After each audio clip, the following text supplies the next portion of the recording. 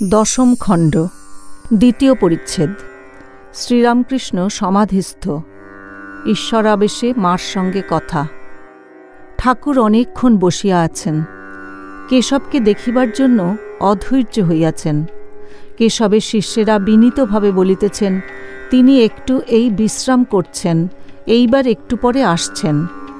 কেশবের সংকটাপন্ন পীড়া, তাই শিষ্যেরা ও বাড়ির লোকেরা এত সাবধান। ঠাকুর কিন্তু কেশবকে দেখিতে উত্তরোত্তর ব্যস্ত হইতেছেন। শ্রীরামকৃষ্ণ কেশবের শিষ্যদের প্রতি, হ্যাঁ গা, তাঁর আসবার কি দরকার? আমি ভিতরে যাই না কেন? প্রসন্ন বিনীতভাবে, আজ্ঞে, আর একটু পরে তিনি আসছেন। ঠাকুর, যাও, তোমরাই অমন করছো, আমি ভেতরে যাই। প্রসন্ন ঠাকুরকে ভুলাইয়া কেশবের গল্প করিতেছেন। প্রসন্ন, তাঁর অবস্থা আর একরকম হয়ে গেছে। আপনারই মতো মার সঙ্গে কথা কন। মা কি বলেন শুনে হাসেন, কাঁদেন। কেশব জগতের মার সঙ্গে কথা কন, হাসেন, কাঁদেন, এই কথা শুনিবা মাত্র ঠাকুর ভাবাবিষ্ট হইতেছেন। দেখিতে দেখিতে সমাধিস্থ। ঠাকুর সমাধিস্থ। শীতকাল, গায়ে সবুজ রঙের বনাতের গরম জামা, জামার উপর একখানি বনাত, উন্নত দেহ, দৃষ্টি স্থির, একেবারে মগ্ন। অনেকক্ষণ এই অবস্থায়। সমাধিভঙ্গ আর হইতেছে না। সন্ধ্যা হইয়াছে। ঠাকুর একটু প্রকৃতিস্থ।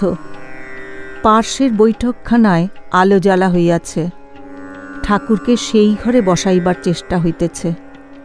অনেক কষ্টে তাহাকে বৈঠকখানার ঘরে লইয়া যাওয়া হইল। ঘরে অনেকগুলি আসবাব, কৌচ, কেদারা, আলনা, গ্যাসের আলো।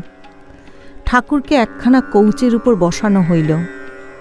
কৌচের উপর বসিয়াই আবার বাহ্যশূন্য, ভাবাবিষ্ট। কৌচের উপর দৃষ্টিপাত করিয়া যেন নেশার ঘরে কি বলিতেছেন। আগে এসব দরকার ছিল, এখন আর কি দরকার? রাখাল দৃষ্টে, রাখাল, তুই এসেছিস?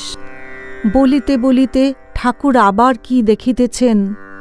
বলছেন, এই যে মা এসেছ, আবার বারাণসী কাপড় পরে কি দেখাও?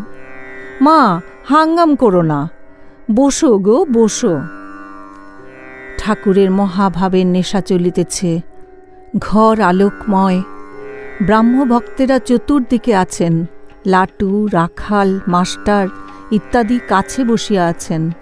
ঠাকুর ভাবাবস্থায় আপনা আপনি বলিতেছেন, দেহ আর আত্মা, দেহ হয়েছে, আবার যাবে, আত্মার মৃত্যু নাই। যেমন সুপারি, পাকা সুপারি ছাল থেকে আলাদা হয়ে থাকে। কাঁচা বেলায় ফল আলাদা আর ছাল আলাদা করা বড় শক্ত। তাঁকে দর্শন করলে, তাঁকে লাভ করলে দেহবুদ্ধি যায়। তখন দেহ আলাদা, আত্মা আলাদা বোধ হয়। কেশবের প্রবেশ। কেশব ঘরে প্রবেশ করিতেছেন। পূর্ব দিকে দ্বার দিয়া আসিতেছেন।